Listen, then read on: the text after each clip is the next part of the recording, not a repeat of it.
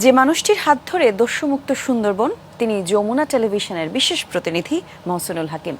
যমুনার পর্দায় দর্শকরা দেখেছে বহুবার কি করে ভয়ঙ্কর জলদস্যুদের প্রতি বন্ধুত্বের হাত বাড়িয়ে স্বাভাবিক জীবনযাপনে ফিরিয়ে এনেছিলেন তিনি।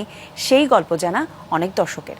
তাই তো এবার হাত বাড়ালেই বন্ধু হয় থিম নিয়ে তৈরি পশ্চিমবঙ্গের জনপ্রিয় শো দাদাগিরি থেকে আমন্ত্রণ, যেখানে প্রিন্স অফ ক্যালকাটা সৌরভ গাঙ্গুলির নান্দনিক জমজমাট উপস্থাপনায় তিনি জানিয়েছেন অনেক জানা অজানা গল্প। সেই অভিজ্ঞতাই সহকর্মী ফারহানা ন্যান্সিকে শুনিয়েছেন আমাদেরই সহকর্মী মহসিনুল হাকিম। আমি মহসিনুল হাকিম। আপনারা ইতিমধ্যে জেনে গেছেন যে সুন্দরবনের দুটি বড় দস্যু বাহিনী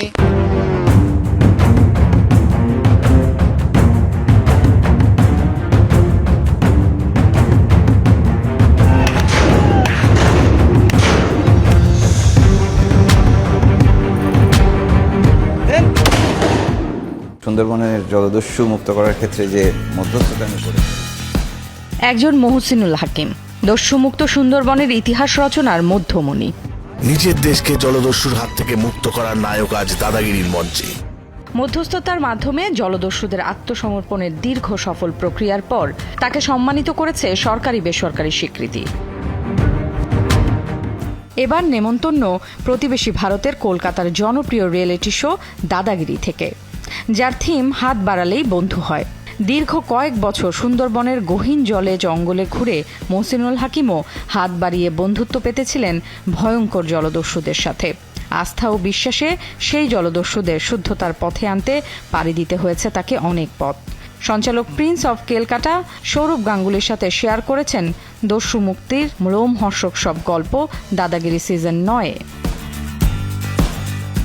কেমন ছিল যমুনা টেলিভিশনের বিশেষ প্রতিনিধি মহসিনুল হাকিমের সেই অভিজ্ঞতা? দাদাগিরি অনুষ্ঠানে আমি মহসিনুল হাকিম শুধু না, আমি আমার প্রতিষ্ঠান যমুনা টেলিভিশন এবং বাংলাদেশকে প্রতিনিধিত্ব করেছি, এবং আমাকে তারা যে সম্মানটুকু দেখিয়েছেন সেটি আমার দেশের জন্য, আমার প্রতিষ্ঠানের জন্য আমার কাছে মনে হয়েছে যে আমি সেই সম্মানটুকু নিয়ে দেশে ফিরেছি। অভিজ্ঞতার ঝুড়িতে জমা হয়েছে সাবেক ক্রিকেটার সৌরভ গাঙ্গুলির মুগ্ধ করা উপস্থাপনা।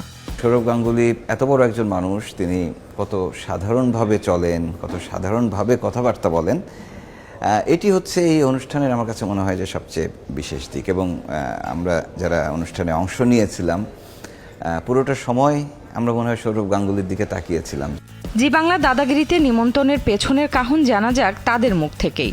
মাথায় ওনাকে রেখেছিলাম যে আমি কোনো একটা এপিসোডে হলে আমি দাদাকে খেলাম, দাদাগিরি মঞ্চে। দাদাজি এখানে এসেছি, আমরা সত্যি খুব আনন্দিত। এইরকম একজন মানুষকে বাংলাদেশ থেকে পেয়ে এবং ওনার ব্যস্ত শিডিউলেও উনি যে এসে আমাদের জন্য সময় বার করেছেন এবং ওনার কর্মকাণ্ডের গল্প তুলে ধরেছেন দাদার সামনে দাদাগিরির মঞ্চে, এইটা আমাদের কাছে একটা বড় প্রাপ্তি। বাংলাদেশ সময় রোববার রাত 10টায় ও ভারতীয় সময় রাত 9:30টায় প্রচারিত হবে দাদাগিরির এই পর্বটি। ফারহানা ন্যান্সি, যমুনা নিউজ, ঢাকা।